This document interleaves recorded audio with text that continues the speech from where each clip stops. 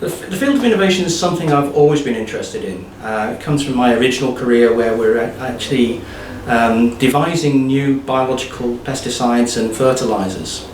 We didn't think it was innovation at the day, it was just something new. It was the day job, we had to do something new, so we had to change processes, production capability, we had to get different people working in different ways, and we had to be able to find the best people to do that, and people with new ideas and new ways of thinking were absolutely essential. And that's something we've carried through, all the way through from that early stage in the 1980s, right the way through till now. You do? Accretis is basically an accretion of talent aimed at transformation and innovation. Before that I did 15 years of executive search, so what we're looking to do is actually create a unique, if possible, way of actually integrating people and making them the hub of innovation. So where we're looking to be is the only innovation company that really understands talent acquisition. But the flip side of that is we can also be the only talent acquisition company that really understands innovation consulting. Well, this is something that we found was fundamental problem with really with innovation and getting it stimulated within companies. Okay, we were talking to a number of companies of different sizes and stages, but when we were actually dealing with the larger SMEs and the bigger corporates, what we were finding is that the biggest problem they had was having the right people at the right time doing the right things in the right place. And that often meant that they actually didn't have the right people in their organisation who were capable of doing that.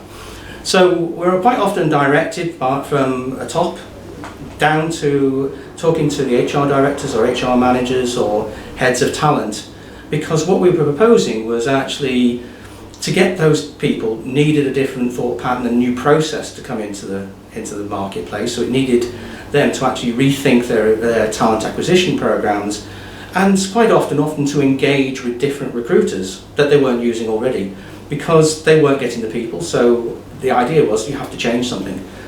The first barrier we came across is when we were directed downwards, there was a massive resistance to change.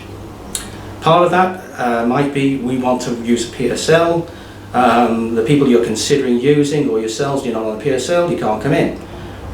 We don't actually want to change what we're doing, we think it's working okay. Well, actually no, it wasn't working okay.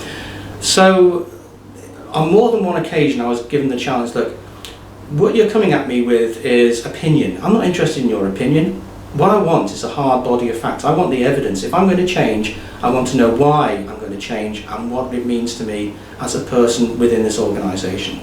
So we set out to find that body of evidence, and a year later we've now got it. I think the key things that surprised me was the amount of barriers to success that were actually being introduced that needn't be there. The level of bad practice that was still existing in companies, and quite often in recruitment companies as well as the hiring companies, but much of it was actually being caused by the process. So recruiters were being bad because of the market forces that they were being made to work under.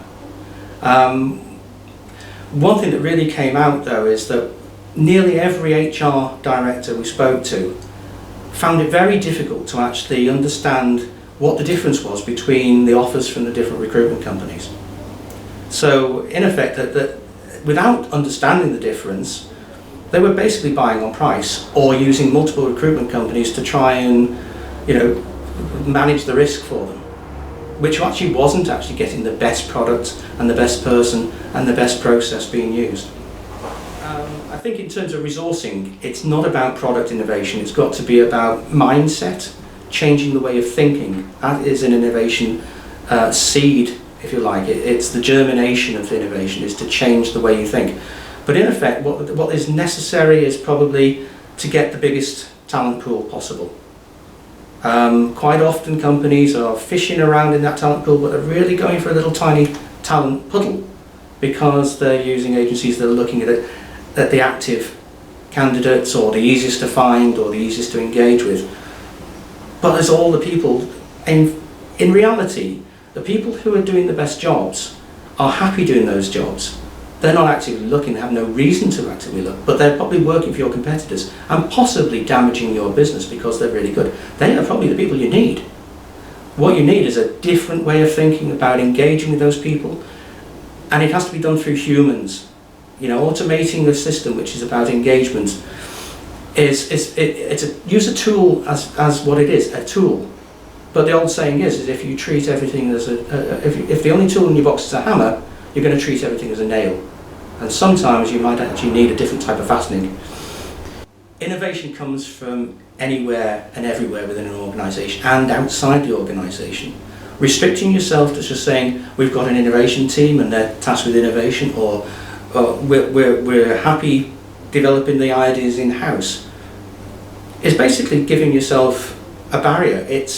You've heard the phrase think outside the box. Well, actually, throw the box away. It's a barrier, because what it's saying is we can't use the ideas that we already have. No, build, develop, adopt, adapt, embed, and then continue to move it around and round, because innovation only really works if you're constantly innovating. And in that case, again, the revolutionary can then be evolutionary turned and improved. So you've got to be innovative as an organisation. You've got to be open-minded to the capabilities and the thought processes that are going on everywhere in your organisation.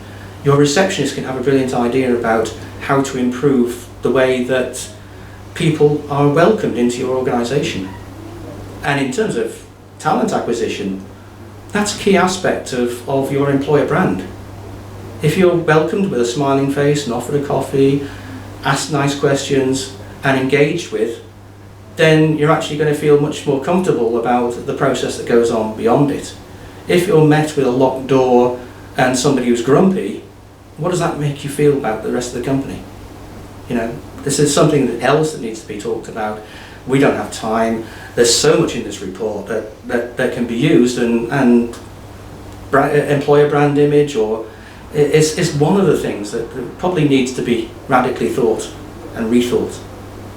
I'm not a resourcing innovator. Innovation in resourcing is going to be something which resources probably have to come up with. But there are ways that are happening at the moment. Finding different ways of engaging with the talent pool or even the talent lake. Organising a capability complex and building the understanding within the organisation.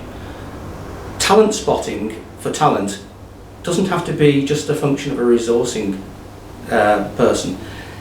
Anybody who understands, and quite a lot of companies have refer a friend processes, that does have its issues, but building that, engaging, having everybody on social at the moment, all those contacts are potential employees and potential people you might need in the future. Friends of friends.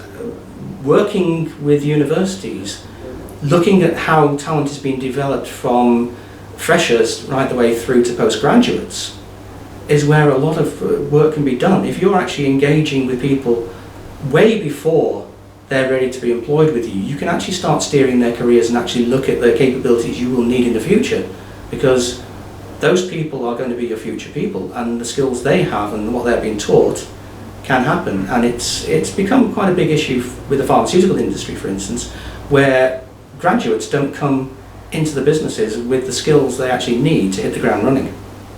So how universities, how the interactions with where that talent pool might be, innovation means thinking in the future, thinking beyond the now, not using a historical perspective, but looking at all the possibilities, not what is actually possible now.